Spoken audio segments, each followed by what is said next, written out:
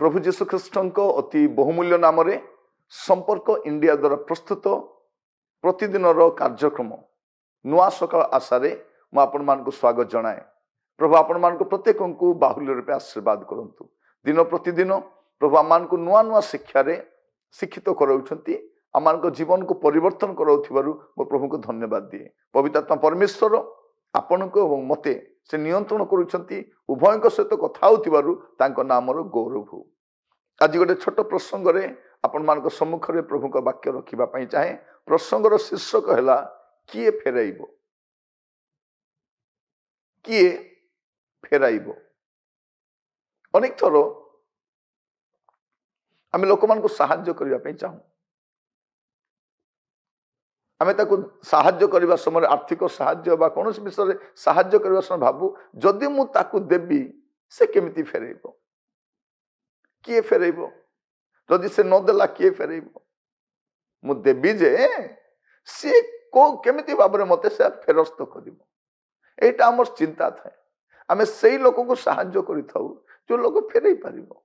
जदि फेरईबार संबल नहीं सख्य मने ताको आम केमिति साहाय्य करिबो, किए फेरईबो।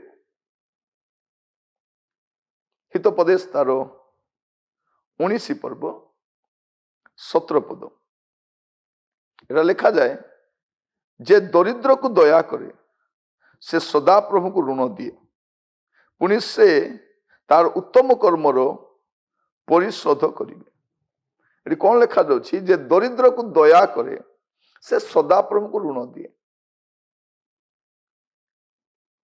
किए फेरेइबे?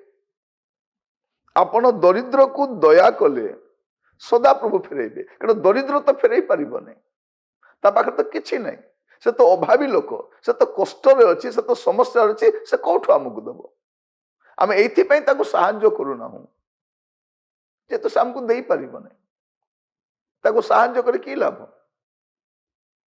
ताको साहाय्य कले मते प्रशंसा में मिलिबो नहीं। मु ए प्रकार लोक मन को साहाय्य करबी जो मानकर साहाय्य कले समाज में मु देखा भी जीवी। आमे गुड़े विषय आमे करिथौ कार्य गुड़ाक जस्ट लोक सामने देखाइबा। आमे केबे मध्य गोटे गरीब लोकर बाहाघरे जाइकी आमे व्यवहार रे अधिक पैसा देई न, कारण से गरीब लोकटा। किंतु धनी लोकर बाहाघरे जब आमे जाइछु व्यवहार रे आमे गुड़े पैसा देइछु, तार स्टैंडर्ड देखिकी देइछु। जदि कार बर्थडे फंक्शन रे जाइछु आमे देबा समय भी से देखिकी देइछु। धनी लोक को गोटे प्रकार देइछु, गरीब लोक गोटे प्रकार देइछु। आतिथ्य सत्कार करबा समय भी से प्रकार करिछु। कारण आमे जहा को साहाय्य करू आमे फेरस्त पाइबा पई मते इच्छा करू। मु आपण मान को कहिबा पई चाहे, चिंता करंतु नहीं। जदि आपण दरिद्र को दया करिसंती, किए फेरेइबो? सदा प्रभु फेरेइबे, सदा प्रभु फेरेइबे। एई कथा में बाइबल रे देखुछु। से कौन करिबे? से तार उत्तम कर्मर परिशोध करिबे। प्रभु ताहा करिबे। आपण भाबंतु नहीं जे मु साहाय्य कले किए मते फेरेइबो बोली। बेले बेले में प्रभु को दास मान को मध्य साहाय्य करबा समय कुंठा बोध करिथौ, कले कौन हबो? करिकी देखंतु। जने अभाव रे अछंती, कष्ट रे अछंती, समस्या रे अछंती, मेडिकल रे अछंती, पारिवारिक आवश्यकता रे करिकी देखंतु प्रभु को लोक मान को किए फेरेइबो। आमे सेमान को देइथौ जे फेरेई पारिबो, किंतु जे माने फेरेई पारंती नाही दरिद्र लोक माने, दिनहीन लोक माने प्रभु कहउछथि मु फेरेइबी। तुमे मते ऋण दौछ बोली भाविकी दियो मु तुमको फेरेबी। केते ग्यारंटी दौछथि तथापि आमे सेमान को देबा पई प्रस्तुत न थाउ। एबरी पुस्तक लिखा जाए तार 6 पर्व 10 पदरे, कारण ईश्वर तुम मानकर कर्म आउ साधु लोकंकर सेवा करिबा द्वारा एवं एबे मध्य करुथिबा द्वारा ताहाको नाम प्रति तुमे माने जो प्रेम प्रकाश करियछ ता से भूली जिबे एपरि अन्यायकारी से नुहंती। नहीं कि भूली जिबा भलिया लोक नहीं कि भूली जाई पारंती, किंतु आपन जते बेले साधु मानकर सेवारे किछि करिथिबे एमिति जे भूली जिबे प्रभु नाहंती। आपण जदि दरिद्र को दया करूछंती आपण मन रखि थांतु आपण सदा प्रभु को ऋण दउछ। किए फेरेबो? आमे बेले भाबछु किए फेरेबो? प्रभु कहउछंती मु फेरेबी। सी तो फेरई पारिबो नै, ताको फेरेला भलिया भीतर औकात नै, किंतु मते देखि कि दियो तार सपक्ष रे मु ग्यारंटी के ठिया अछि मु तुमको फेरेबी। आगामी समय आपण कौन दिनहीन दरिद्र को साहाय्य करुछंती या को साहाय्य कले मु फेरस्त पाइबी नाही एटा भाबंतु नाही, प्रभु फेरेई देबे।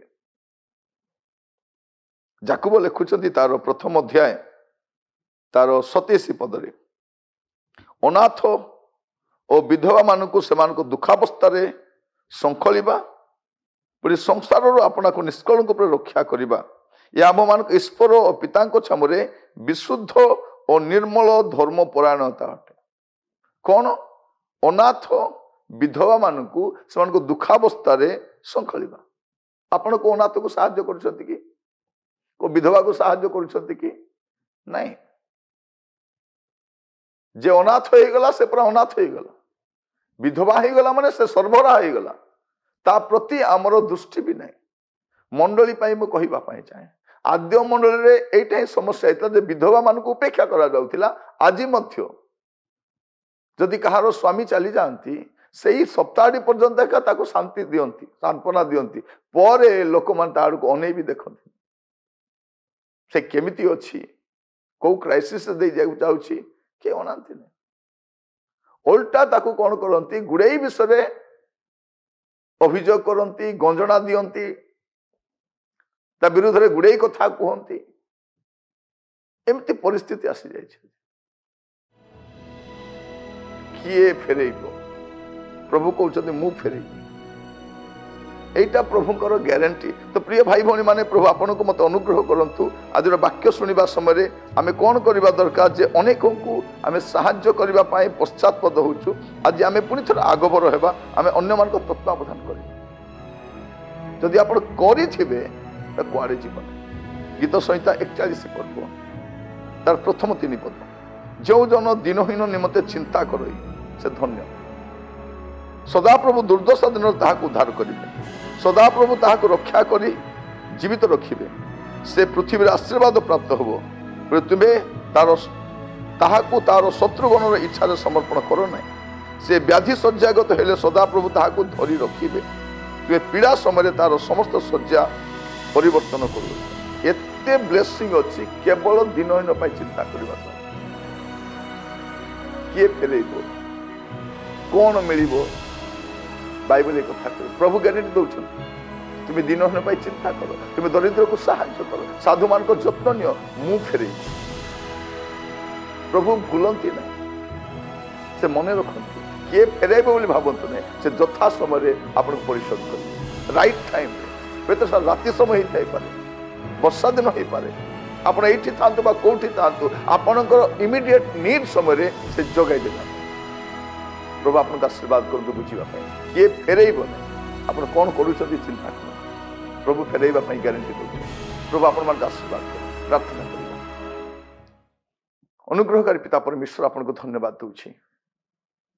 प्रभु आमे सेमान को साहाय्य करूछु जेमन हमको फेरेइ पारंती। आमे सेमान को प्रति जत्नवान होछु प्रभु, जेमन हमरो जत्न कला परे सेमान आमानकर अभाव समय आमान को साहाय्य करि पारंती।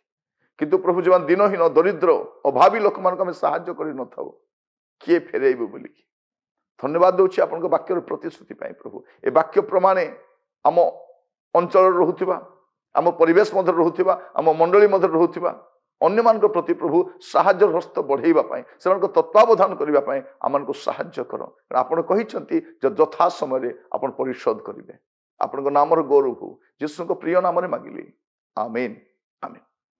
प्रभु आपण मान प्रत्येक को बाहुल्य आशीर्वाद करंतु प्रभु आपण मान सहित रही महिमा प्रकाश करंतु। नमस्कार।